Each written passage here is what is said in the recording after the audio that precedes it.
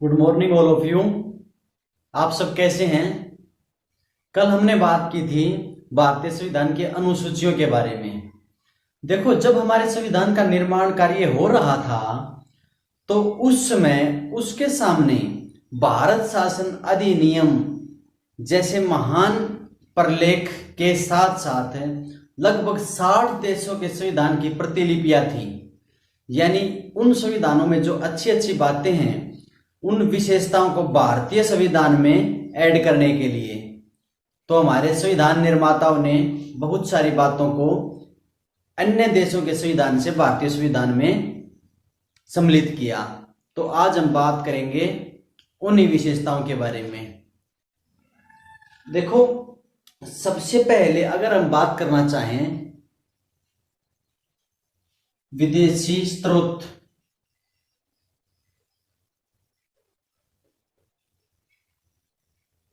आज हम बात करेंगे भारतीय संविधान के विदेशी स्रोतों के बारे में, यानी भारतीय संविधान के विदेशी स्रोत। सबसे पहले हम इसमें बात करेंगे भारत शासन अधिनियम 1935 की। हम इसके बाद विदेशों के जो संविधान है उनकी विशेषताओं के बारे में बात करेंगे। भारत शासन अधिनियम 1935, देखो ये उस समय का काफी बड़ा संविधान था, यानी बड़ा, अगर आप इसको कानून बोल सकते हो। इसके द्वारा ही आपको पता होगा कि जब तक भारत के संविधान का निर्माण नहीं हुआ था तब तक इसी नियम के द्वारा ही, यानी इसी संविधान के द्वारा ही हमारे देश की शासन व्यवस्था चलाई जाती थी। तो इसमें क्या क्या था, इससे हमने क्या क्या लिया है, उसके बारे में बात करेंगे।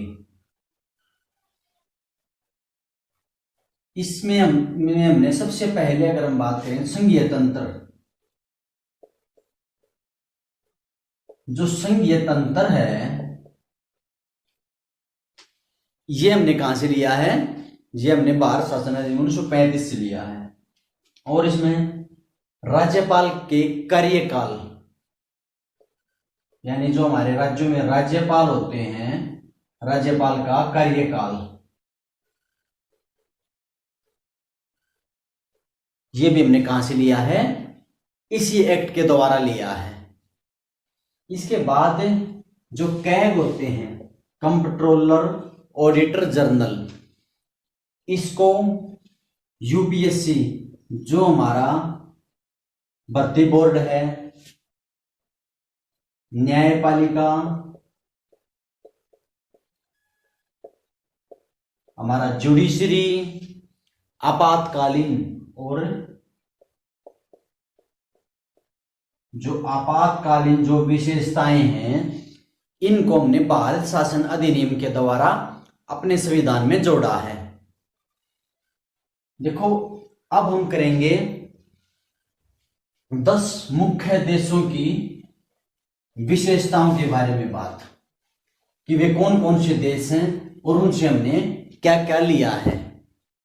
देखो, क्या हुआ था, जब हमारे मुगल सम्राट अकबर, जो हुमायूं के पुत्र थे, वो यहाँ पर शासन कर रहे थे, तो वो एक बार साउथ अफ्रीका जाते हैं। वहां पर उनका भव्य स्वागत होता है, वो बड़े खुश होते हैं, और साउथ अफ्रीका की जो जनता है वो भी उनसे मिलकर काफी प्रसन्न होती है। जब वो इंडिया में आ जाते हैं तो वहां से दोबारा फिर निमंत्रण आता है, तो वो क्या कहते हैं, अकबर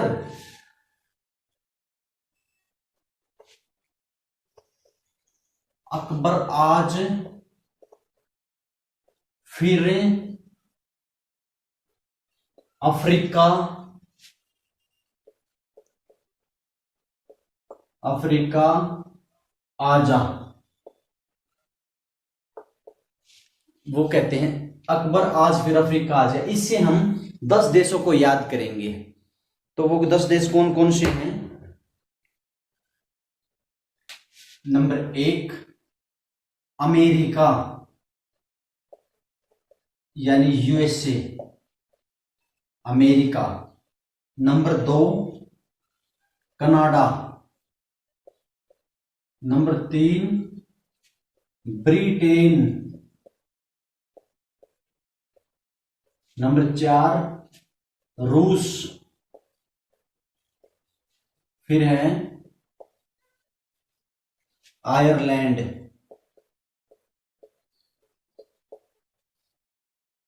उसके बाद है जर्मनी,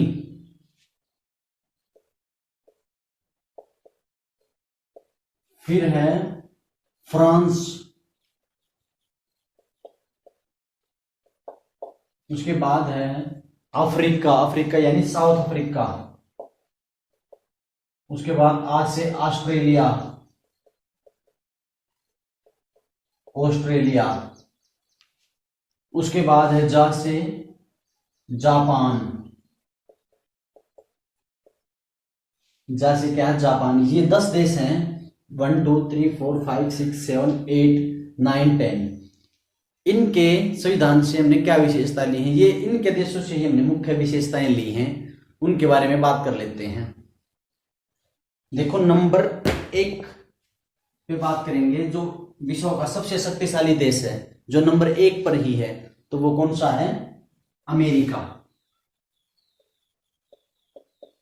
हम अपने ट्रिक के हिसाब से इनको लिखे हुए हैं, तो इस हिसाब से हम बात करेंगे। अमेरिका से हमने क्या लिया है, अमेरिका से हमने अपने मूल अधिकार यानी मौलिक अधिकार, जो मूल अधिकार हैं, जो हमारे संविधान के भाग 3 तथा अनुच्छेद 12 से लेकर 35 तक हैं, उनको हमने कहां से लिया है, अमेरिका से लिया है। उसके बाद हमने क्या लिया है, हमने लिया है न्यायिक पुनरावलोकन,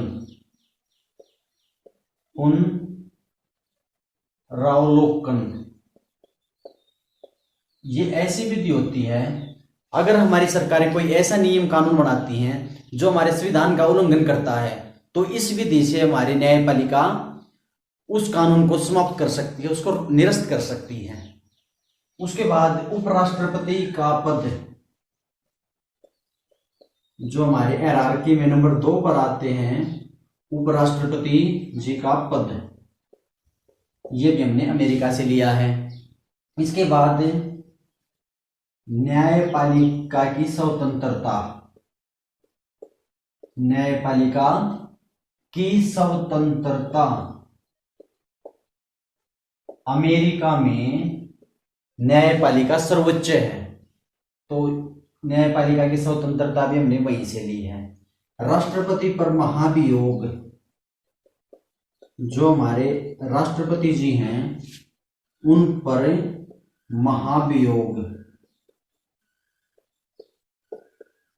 ये भी हमने अमेरिका से लिया है। इसके अलावा हमने लिया है सुप्रीम कोर्ट और हाई कोर्ट के न्यायाधीशों को किस प्रकार से हटाया जाएगा, इस विशेषता को भी हमने अमेरिका से लिया है। इसके अलावा प्रस्तावना,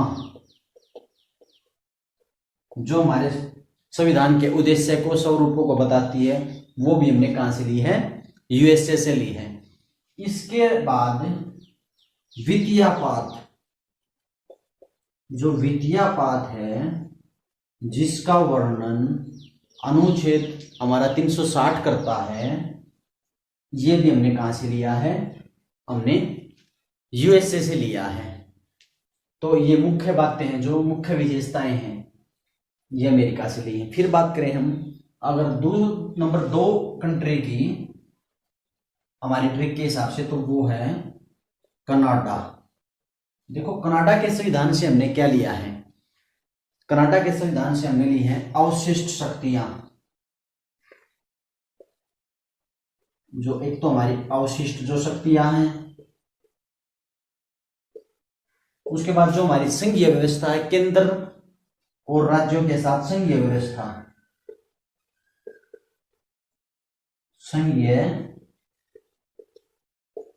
संघीय व्यवस्था को लिया है। उसके बाद हमने और क्या लिया है, अपने राज्यपाल की नियुक्ति ली है, जो राज्यों में राज्यपाल नियुक्त होते हैं, यानी राज्यपाल, पालों की नियुक्ति प्रक्रिया, नियुक्ति ली है। और हमने लिया है अनुच्छेद 356 के अंदर जो राष्ट्रपति शासन है, राष्ट्रपति शासन, उसको भी हमने यहीं से लिया है। ठीक है, हमने बात की हमारे दो देशों की। आप चाहें तो इसका स्क्रीनशॉट ले सकते हैं। इसके बाद हम बात करेंगे तीसरे देश की, यानी ब्रिटेन की, हमारे ट्रिक से के हिसाब से जो नंबर 3 पर है।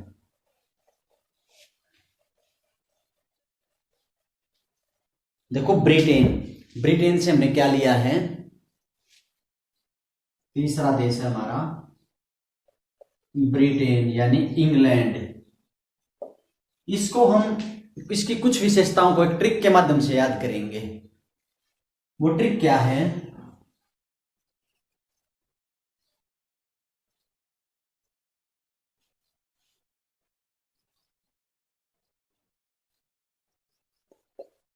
पार्ले बिस्किट। पार्ले बिस्किट तो आप सभी ने खाए होंगे, तो इसके माध्यम से हम कुछ ट्रिकों को याद करेंगे। देखो PA का मतलब क्या होता है, PA का मतलब होता है पार्लियामेंट्री सिस्टम, पार्लियामेंट्री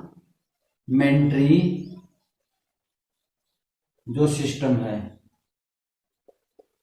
यानी हमारा जो संसदीय जो शासन है, ये सबसे पहले ब्रिटेन ने इसकी अवधारणा दी थी। और अगर हम एशिया की बात करें तो एशिया में सबसे पहले इसकी व्यवस्था की थी जापान ने। आप इसको ध्यान रखना, पार्लियामेंट्री सिस्टम, संसदीय शासन, और पी से होता है PMB यानी प्रधानमंत्री। उसके बाद RL से क्या है, RL का मतलब है rule of law, rule of law. इसकी परिभाषा सबसे पहले ब्रिटेन के एक महान विद्वान थे प्रोफेसर डायसी, उन्होंने विधि के शासन की परिभाषा दी थी, विधि का शासन यानी रूल ऑफ लॉ। फिर हम बात करेंगे बाईकैमरल,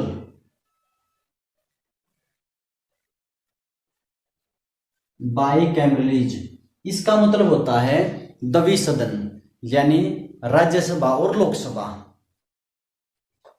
इसके बाद है SC से है सिंगल सिटीजनशिप, सिटीजनशिप यानी एकल नागरिकता।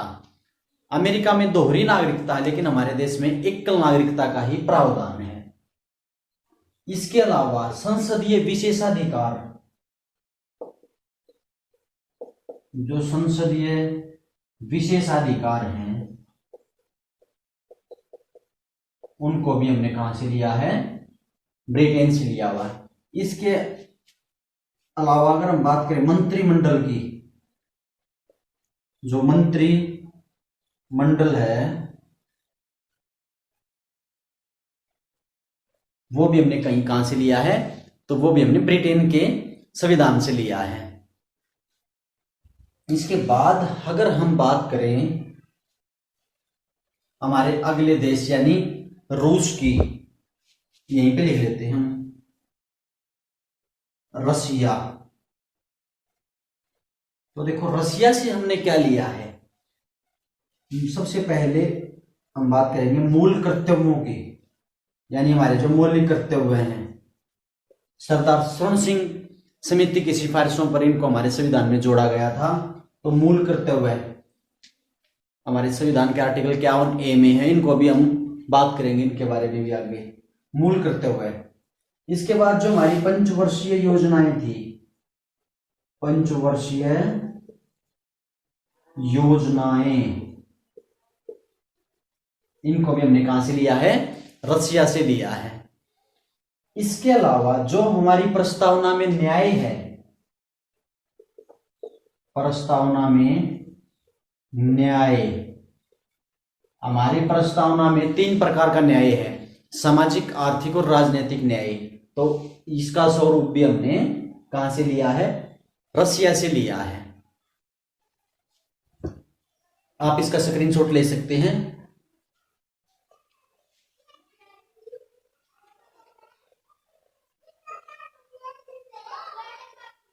उसके बाद हम बात करेंगे अगले देश की, यानी आयरलैंड की, हमारा जो 5वां देश है।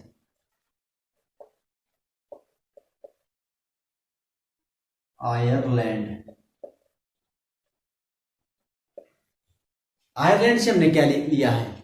आयरलैंड से हम पहले बात करें तो राज्य के नीति निर्देशक तत्व, राज्य के नीति निदेशक तत्व यानी जो डीपीएसपी हैं हमारे भाग 4 में हैं, उनको हमने कहां से लिया है? आयरलैंड से लिया है। इसके अलावा हमारे जो राज्यसभा में 12 सदस्यों का मनोनयन होता है, उस व्यवस्था को भी हमने कहां से लिया है? आयरलैंड से लिया है। राज्यसभा के सदस्यों का मनोनयन जो राष्ट्रपति के द्वारा होता है, यानी हमारी जो मंत्रिमंडल है उसकी सिफारिशों पर होता है, मंत्रिपरिषद की सिफारिशों पर राष्ट्रपति करते हैं। इसके अलावा जो हमारे राष्ट्रपति जी हैं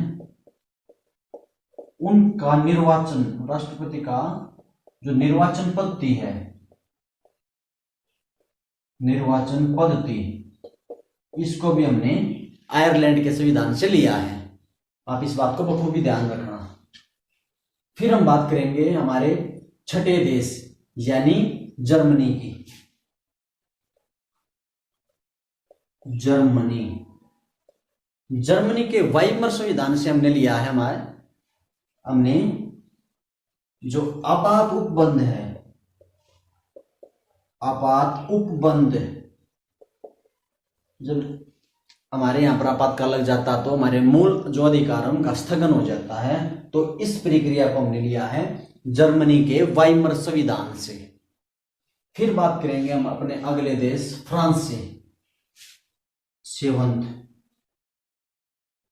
फ्रांस, जिसकी राजधानी पेरिस है। फ्रांस से हमने ले रखा है गणतांत्रिक या लोकतांत्रिक, गणतांत्रिक या लोकतांत्रिक शासन व्यवस्था। जो शासन व्यवस्था है वो हमने कहां से ले रखी है? फ्रांस से। और फ्रांस से ही हमने ले रखी है अपने हमारी प्रस्तावना में, जो प्रस्तावना में जो समानता, स्वतंत्रता और बंधुता के आदर्शों को भी हमने फ्रांस के संविधान से लिया है। आदर्श, इनके आदर्शों को हमने कहां से लिया है? फ्रांस से ही लिया है। आप स्क्रीनशॉट ले सकते हैं। उसके बाद हम अपने अगले देश के बारे में बात करेंगे जो हमारे ट्रिक के अनुसार है।